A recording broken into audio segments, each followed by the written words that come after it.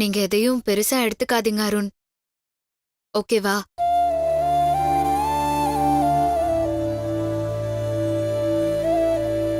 அப்போ நான் என் வேலைய கண்டினியூ பண்றேன்னு சார் கிட்ட சொல்லிட்டுமா?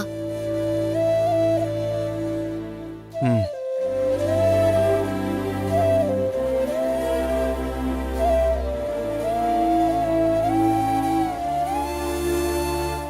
தம்பி, நீங்க பேசினதெல்லாம் கேட்டுக்கிட்டு தான் இருந்தேன். நீங்க சொன்னதுக்காக மேடம் வேலையை விட கூட தயாராயிட்டாங்க. ஆனா முடிவு தப்பானதும் சூழ்நிலையை நிதானமா எடுத்து சொல்லி உனக்கு புரிய வச்சாங்க.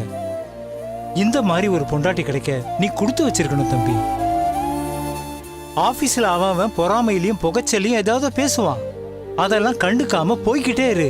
ரொம்பவும் பேசுனாங்கன்னா, ஆமா என் பொண்டாட்டியால தான் எனக்கு நல்லது நடக்குதுன்னு நெஞ்ச நிமித்தி சொல்லு. அதுல தப்பும் இல்ல, கேவலமும் இல்ல. இப்படி ஒரு பொண்டாட்டி கிடைச்சா ஒவ்வொருத்தனும் கோவில் கட்டி கும்பிடுவான். நீயும் கோயில் கட்டி சாமியா கும்பிடணும்னு நான் சொல்லல. அவங்கள புரிஞ்சு நடந்துகிட்டா அதுவே போதும். வேற எதுவும் அவங்களுக்கு தேவையில்லைப்பா. அருண், நான் ஏதாவது தப்பா பேசியிருந்தா மன்னிச்சிருப்பா. வரம்பா.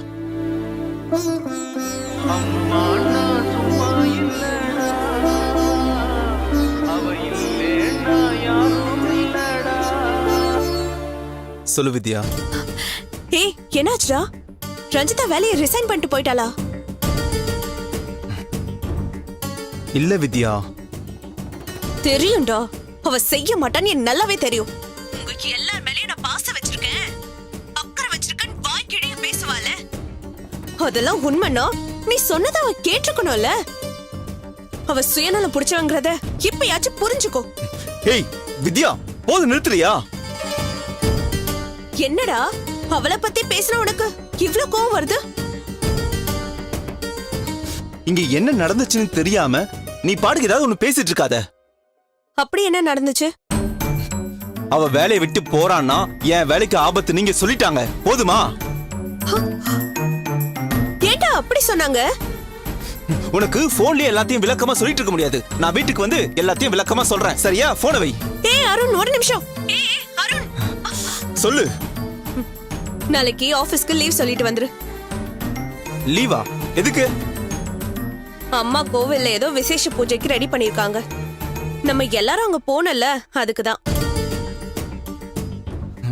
வித்யா, நான் எங்கேயும் வரல. நீங்க எல்லாரும் போயிட்டு வாங்க.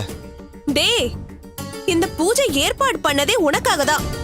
நீ வரலனா எப்படிடா? எனக்காகவா? என்ன பூஜை பண்ண போறாங்க? எனக்கு ஒன்றும் புரியல வித்யா. இங்க பாரு, உன் வாழ்க்கையில நல்லது நடக்கணும் தான் கோயில் குருக்கள் கிட்ட பேசி அம்மா இந்த பூஜையை ரெடி பண்ணிருக்காங்க. இதுக்கு மேல ஏன் எதுக்குன்னு காரணம் கேட்காத. அம்மாக்காக நீ இதுல கலந்துக்கிட்டு தான் ஆகணும். வரப்போ லீவ் சொல்லிட்டு வா, அவ்வளவுதான்.